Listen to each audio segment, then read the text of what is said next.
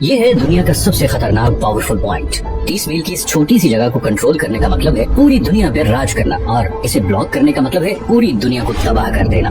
اس point کو کہتے ہیں اسٹریٹ آف ہارموز۔ اسٹریٹس اصل میں سمندر کے ایسے پتلے حصے کو کہتے ہیں جو دو بڑے سمندروں کو جوڑنے کا کام کرتے ہیں۔ اب ایسی کیا خصوصیت ہے اس 30 میل کی چھوٹی سی جگہ میں جو اسے اتنا پاورفل اور امپورٹنٹ بناتا ہے؟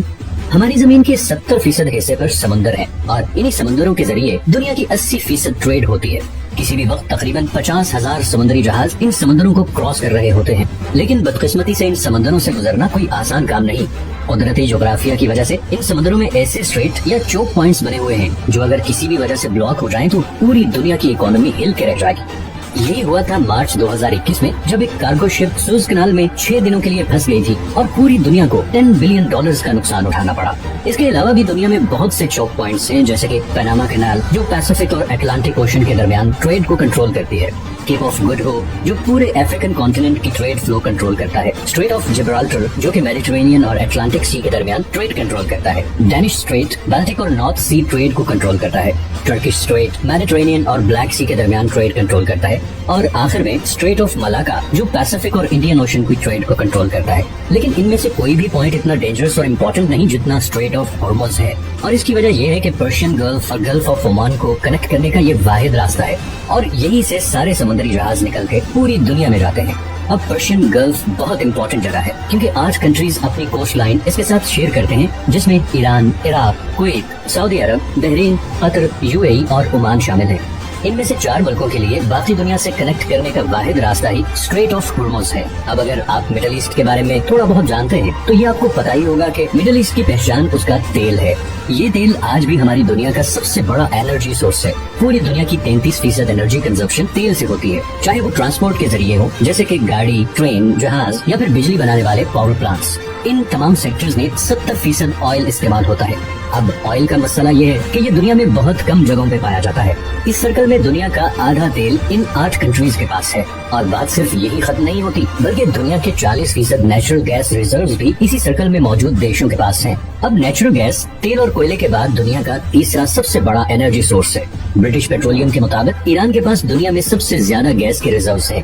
تو ہم یہ کہہ سکتے ہیں کہ پورے پرشین گلف میں تیل اور نیچرل گیس کے اتنے زیادہ ذخائر ہیں جتنے شاید ہمارے پورے پلانٹ پہ کہیں نہیں، اور اسی لیے پوری دنیا کی 15% انرجی سپلائی اسی پرشین گلف میں موجود کنٹری سے آتی ہے، اور فی الحال اس سپلائی لائن کا پوری دنیا کے پاس کوئی اور آلٹرنیٹو بھی نہیں ہے۔ لیکن اس 30 میل کے ایریا سے گزر کے جانا اتنا بھی آسان نہیں۔ سب سے پہلے یہاں پہ 8 ایسے آئی لینڈ ہیں جنہیں ہر سمندری جہاز کو اوائڈ کرنا پڑتا ہے، اور یہ 8 میں سے 7 آئی لینڈ ایران کے کنٹرول میں ہیں۔ ان 3 آئی لینڈز کو UAE کنٹرول کرنا چاہتا تھا، مگر 1970 میں ایرانین ملٹری نے ان پر بھی قبضہ کر لیا۔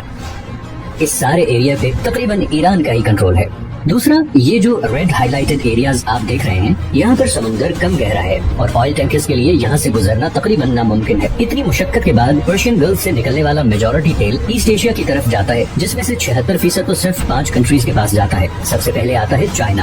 چائنا دنیا کی دوسری سب سے بڑی اکانومی ہے اور دنیا میں سب سے زیادہ پیٹرولیم امپورٹ کرنے والا ملک ہے۔ چائنا کی ٹوٹل پیٹرولیم امپورٹ کا تقریباً 45% اسی اسٹریٹ آف ہارموز سے گزر کے آتا ہے۔ جاپان دنیا کی تیسری سب سے بڑی اکانومی ہے، جسے اپنی 100% انرجی امپورٹ کرنی پڑتی ہے، اور اس 100% امپورٹڈ انرجی سپلائی میں سے تقریباً 80% اسی 30 میل کے چوک پوائنٹ سے گزر کے آتی ہے۔ انڈیا ورلڈ 6 لارجسٹ اکانومی بھی اپنا 70% آئل اور 50% گیس انہی پرشین گلف کنٹری سے امپورٹ کرتا ہے، اور وہ بھی اسی راستے سے۔